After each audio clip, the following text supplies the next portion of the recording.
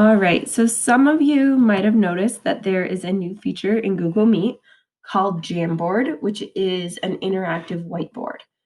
So this is one of the long-awaited features. To access Jamboard from within your Google Meet, you click the three-dot menu in the bottom right, and then it's the top option. It's slowly rolling out across the district, so if you don't see that yet, wait a couple days, it should start appearing. You can either upload a whiteboard, a Jamboard from your Drive. So if you want to prepare it in advance with certain backgrounds, you can have it prepared ahead of time and you can click choose from Drive. Or if you just want to start in class in the moment, you can just click start a new whiteboard. So one thing to keep in mind with Jamboard is that it does not go through our Gaggle filters, which means that any text that is written or anything that's drawn isn't going to necessarily be monitored by the Gaggle filter, and there won't be flags for that. So it's really important to build up a classroom culture and have really clear expectations around how and the Jamboard should be used. One thing to note is that when you do initially start the Jamboard, it will initially only be able to be written on by you. So it's kind of like a Google Doc in that you have to share it if you want other people to be able to write and type on it as well. One strategy that some teachers do for a management perspective is when they share it, they will share it with, say, one or two students at a time, and only make those one or two students editors. And then it is his or her or their turn to write on the document, to, I don't know, do a math problem or balance a chemistry equation or whatever the case may be, but you can just add one student at a time. You can make them an editor, one at a time, and then I can send that permission, and then that person would be able to write on my Jamboard with me. And then when it's the next student's turn, I could change that student back to a viewer and give the next student permissions to be able to draw. So once you are ready to start drawing, you have a pen over here in the left. And the pen is, as you would expect, it draws. You can change the color. You can change the type of writing to get whatever it is that you are looking for. You can click over here. That's an eraser, which does exactly what you would think. It erases the text that you just wrote. The mouse allows you to go back and to just click on things and move them.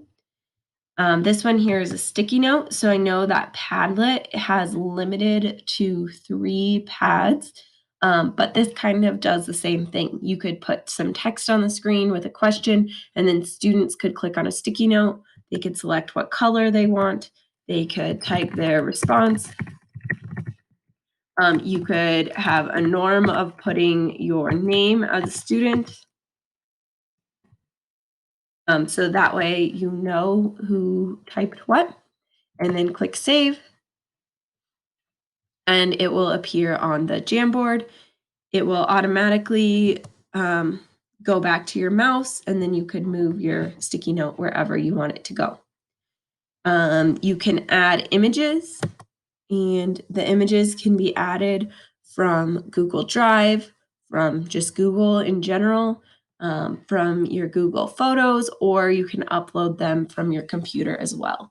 So those choices are all here. Upload from your computer, just a generic Google image search from your particular drive, or from Google Photos. Next thing you can do is add various shapes.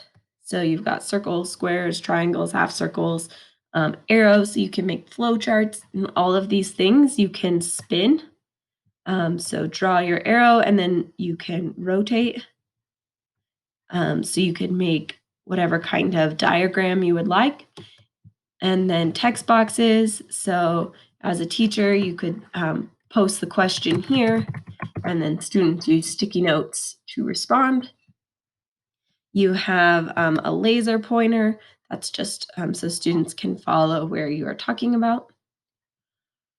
You can also change the background. So um, you can have lines for writing. You could have a grid for graphing equations. And then you could also have different color backgrounds as well. Clear frame will clear all of the writing except for the background. You can have up to 20 20 slides on one jam. So you could go to the next slide and then you could continue writing there. One strategy could potentially be writing the students' names on each slide. And so then students could work in groups in that way. And then as the teacher, you could go from slide to slide to slide and see what each student is doing and working on. However, again, I would really have clear expectations how collaborating in this way is really a privilege. And, if there's any inappropriate behavior, it's going to have to be more restricted. That is how a Jamboard works. From a student view, they will have two tabs. So they will have their Google Meet tab, and then they will have to click to see the Jamboard as well. Please let me know if you have any questions, and I hope you enjoyed this new tool.